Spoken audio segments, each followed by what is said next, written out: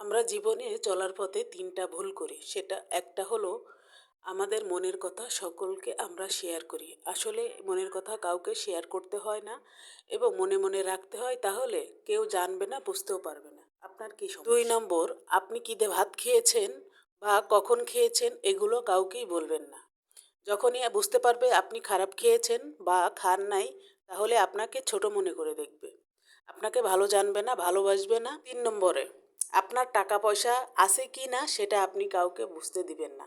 আর টাকা না থাকলে আপনি এমন ভাব করে চলবেন যাতে আপনি অনেক কোটিপতি। তাহলে দেখবেন আপনাকে সম্মান অভাব নেই। আর যদি বুঝতে পারে আপনার টাকা পয়সা নেই বা অভাবে আছেন, সমস্যায় আছেন, তাহলে আপনাকে এমন কটু চোখে দেখবে, এমন কটু কটু কথা বলবে, পিছনে হোক সামনে হোক যেভাবে পারুক সেভাবে বলবে এবং অপমান অপদস্থ করবে। তাই টাকা পয়সা না থাকলে কাউকে বুঝতে দিবেন না যে আপনার কোনো টাকা পয়সা নেই।